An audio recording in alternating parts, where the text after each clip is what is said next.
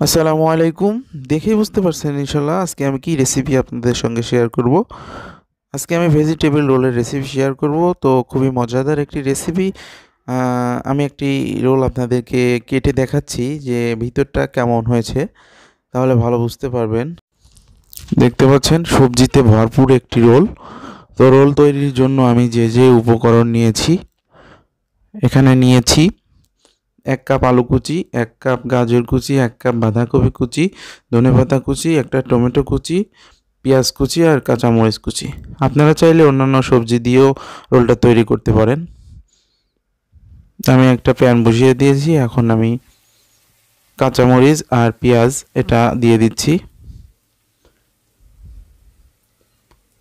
এখানে আমি সামান্য আস্ত জিরা ব্যবহার করব। দিয়ে দিলাম আলু কুচি, বাঁধাকপি কুচি, গাজর কুচি। আপনারা চাইলে আরও সবজি অ্যাড করতে পারেন, কোনো সমস্যা নাই। তো আমি এই 3টা সবজি দিয়েই এখন তৈরি করব। স্বাদ মতো লবণ দিয়ে দিচ্ছি, হলুদের গুঁড়া দিয়ে দিলাম। এটাকে এখন খুব ভালোভাবে মিডিয়াম আঁচে এটাকে রান্না করে নেব। একটা টমেটো কুচি করেছিলাম, টমেটো দিয়ে দিলাম। আপনারা চাইলে টমেটো সস ব্যবহার করতে পারেন। এটাকে আমি একটু নাড়াচাড়া দিয়ে, দেখতে পাচ্ছেন সবজিটা কিন্তু কোনোভাবেই অতিরিক্ত রান্না করা যাবে না। এখন আমি ধনেপাতা কুচিটা দিয়ে দিলাম। ধনেপাতাটা খুব ভালোভাবে এখন একটু মিশিয়ে দিচ্ছি। আর যারা আমার চ্যানেলটা প্রথমবার দেখছেন তারা প্লিজ আমার চ্যানেলটা সাবস্ক্রাইব করবেন, পাশে থাকা বেল বাটনটি অবশ্যই বাজিয়ে রাখবেন। আর আমার রেসিপিটা কেমন হয়েছে অবশ্যই আমাকে জানাবেন। আমার ভাজিটা কিন্তু কমপ্লিট হয়ে গেছে। পর্যায়ে শেষ মুহূর্তে আমি একটা ডিম অ্যাড করব, আর ডিম অ্যাড করলে সবজি রোলের টেস্ট অনেক গুণ বৃদ্ধি পাবে। ভালোভাবে ডিমটাকে একটু ভেঙে চেঙে দিলাম। আমার সবজি রান্না কমপ্লিট, ভাজির সঙ্গে সুন্দরভাবে মিশিয়ে দিলাম। আর সবজি রোলের মধ্যে ডিমটা অনেক সুন্দর লাগবে। দেখতে পাচ্ছেন আমার কিন্তু রোলের জন্য ভাজি কমপ্লিট।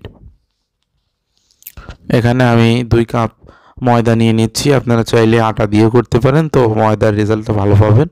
স্বাদ মতো লবণ দিয়ে দিলাম। এখানে দিয়ে দিচ্ছি 2 টেবিল চামচ সয়াবিন তেল দিয়ে দিলাম। তেলটা ব্যবহার করবেন, তাহলে আপনার রোলটা অনেক কুড়মুড়ে হবে, সহজেই লেতিয়ে যাবে না, অনেক সময় সংরক্ষণ করে খেতে পারবেন। তো এখন আমি ধীরে ধীরে পানি মিশিয়ে এটাকে নরম একটা ডো তৈরি করব রোল তৈরি শিটের জন্য। এটাকে একটু ভালোভাবে নাড়াচাড়া দিয়ে এটাকে এখন আমি, দেখতে পাচ্ছেন এটাকে আমি এখন 5টা খণ্ড করে নিচ্ছি। তো আমি 5টা রোল তৈরি করব। আমার রোলগুলো সাইজ একটু বড়ই হবে। তো আপনারা চাইলে রোলের সাইজ ছোটও করতে পারেন, কোনো সমস্যা নাই।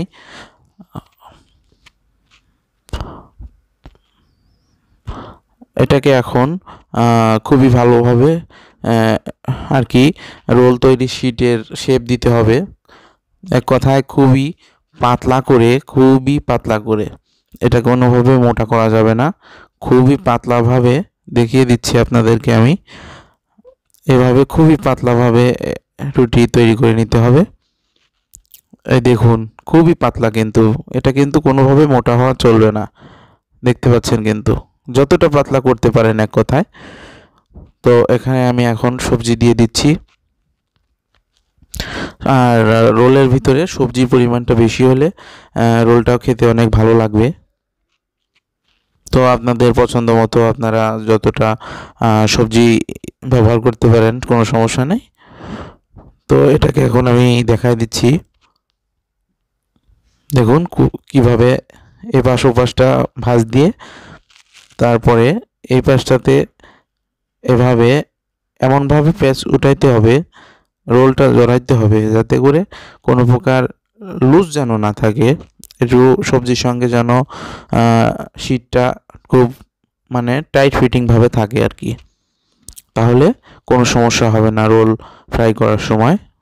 দেখতে পাচ্ছেন খুব সুন্দরভাবে কিন্তু করলাম। আমি এখন সামান্য 2 নখ দিয়ে দেখতে পাচ্ছেন এই যে 2 আঙুল দিয়ে একটু চাপ দিয়ে রোলটার যে জয়েন্ট সেটা একটু সিল করে দিলাম, যাতে করে কোনোভাবে খুলে না যায়। দেখতে পাচ্ছেন একটু ঘুরিয়ে নিলাম। এখন খুব সুন্দরভাবে কিন্তু রোল তৈরি হয়ে গেল। সবগুলো রোল আমি এভাবেই তৈরি করে নেব। দেখতে পাচ্ছেন আমার 5টা রোল তৈরি করা হয়ে গেছে। তো এখন আমি এখানে কোটিং করার জন্য 2টা ডিম ব্যবহার করতেছি। তো ডিমটাকে একটু ভালোভাবে ফেটে নিচ্ছি, সামান্য একটু লবণ দিয়ে দিলাম। তো এখানে আমি নিয়ে নিয়েছি দেখতে পাচ্ছেন ব্রেড গ্রাম। আমার ব্রেড গ্রামটা একটু বেশি গুঁড়া হয়ে গেছে আর কি। আপনারা চাইলে বড় ব্রেড গ্রাম ব্যবহার করতে পারেন, বড় দানার আর কি, মোটা দানার। আমারটা চিকন দানারটা আমি ব্যবহার করতেছি। তো ডিমের মধ্যে এটাকে একটু চুবিয়ে তারপরে ব্রেড গ্রামের মধ্যে দিয়ে দিলাম। তো ব্রেড গ্রাম দিলে রোলের মানে দেখতে অনেকটা সুন্দর দেখায় আর টেস্টটা অনেক বেড়ে যায়। আমার ব্রেড গ্রামটা খুবই ছোট দানার আর কি, বড় দানারটা হলে আর একটু ভালো হতো। তো এভাবে ঘুরিয়ে ঘুরিয়ে ব্রেড গ্রামগুলো সুন্দরভাবে লাগিয়ে নিচ্ছি। দেখতে পাচ্ছেন আমি প্যানে তেল দিয়ে দিয়েছি, তেলটা মাঝারি আছে, হিট হয়ে গেছে। এখন এক এক করে সবগুলো রোল আমি দিয়ে দিচ্ছি। তো রোল এক পাশটা হয়ে গেলে 4-5 মিনিট সময় নিচ্ছি। 4-5 মিনিটের মধ্যে 5 মিনিট পরে আর এক পাশটা হয়ে গেছে। এভাবে সুন্দরভাবে করে রোলটা আমার কমপ্লিট হয়ে গেছে। দেখতে পাচ্ছেন রোলটা আমি এ পর্যায়ে উঠিয়ে নিচ্ছি।